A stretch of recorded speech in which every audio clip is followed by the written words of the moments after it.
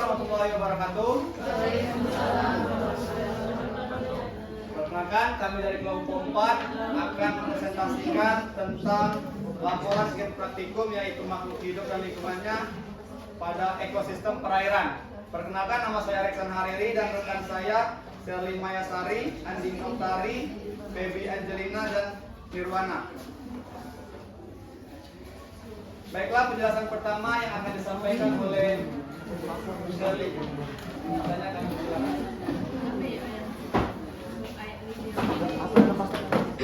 Dalam plastik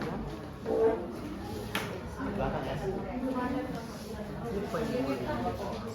Apa isinya? Iya.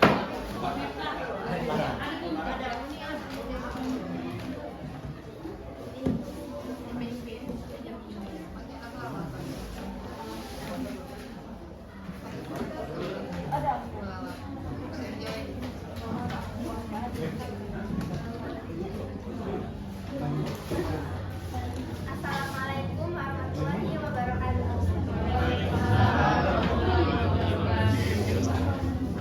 Saya dari Hongkongan akan menjelaskan ekosistem perairan. Judul percobaannya ekosistem perairan. Tujuan percobaan mengamati komponen-komponen yang terdapat pada ekosistem perairan.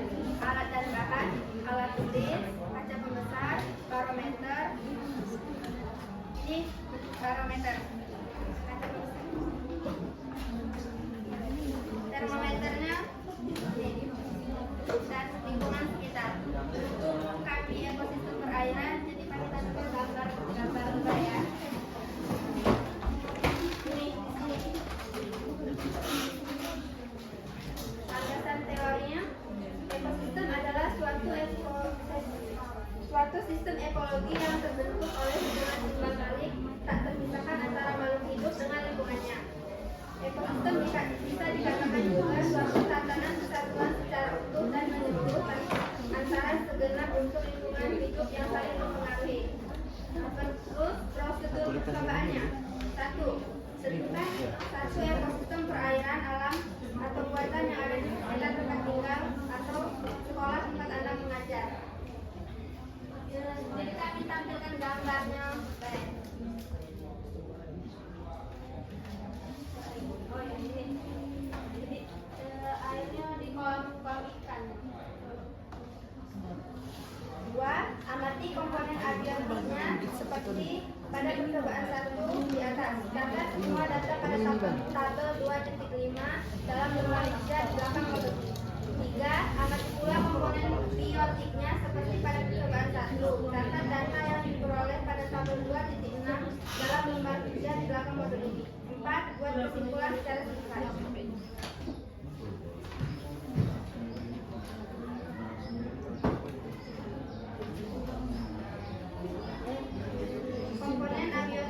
Komponen abiotik adalah faktor tak hidup yang sangat menentukan kelangsungan hidup organisme di dalam ekosistem. Nah, yang pertama ini ada air. Air merupakan media utama tempat hidup semua organisme di ekosistem ini. Kualitas air yang baik, jernih, dan cukup oksigen sangat penting agar ikan dan tumbuhan dapat hidup sehat.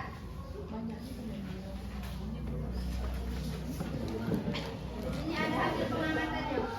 Ini komponen abiotik tabel 2.5. Air ini agak keruh.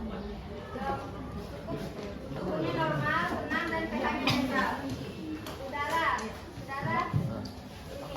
Terdapat oksigen yang larut di dalam air cukup untuk makhluk hidup bernapas. Terus cahaya matahari dapat menembus permukaan air, cukup terang untuk pernapasan makhluk hidup.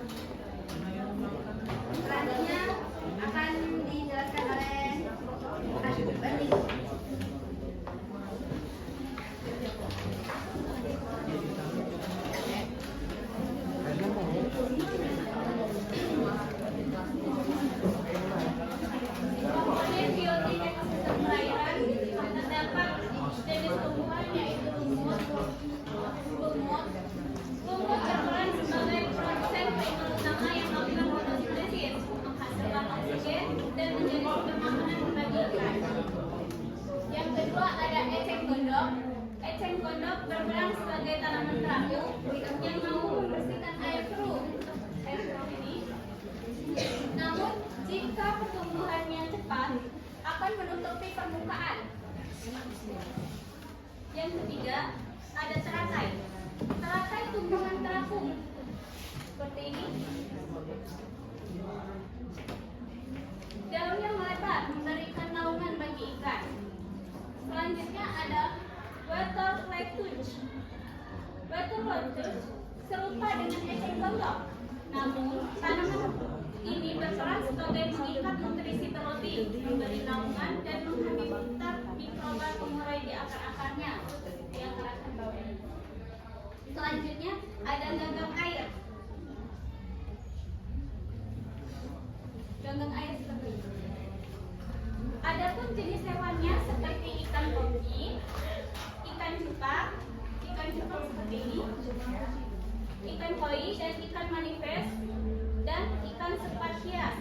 Pengurai bakterinya seperti bakteri Pseudomonas sp, eceng gondok dan ikan koi, menimbulkan bakteri Bacillus sp, teratai dan ikan cupang, menghasilkan pengurai jamur Saprolegnia sp, dan tanaman leather serta ikan najis. Pengurainya jamur Saprolegnia sp, ganggang air dan ikan sepat menguraikan bakteri Achromobacter sp.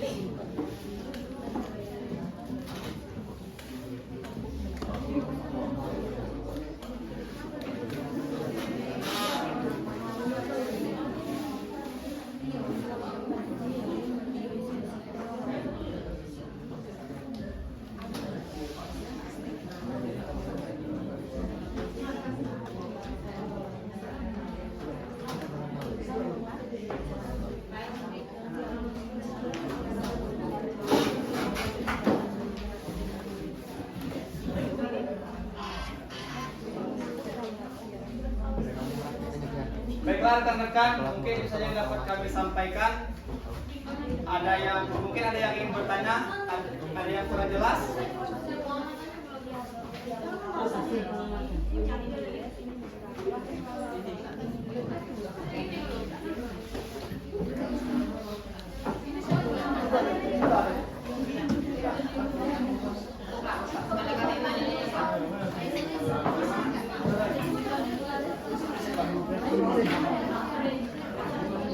Baiklah, kesimpulan penjelasan pada kami pada hari ini yaitu interaksi dalam ekosistem terjadi hubungan timbal balik yang seimbang antara komponen abiotik dan biotik.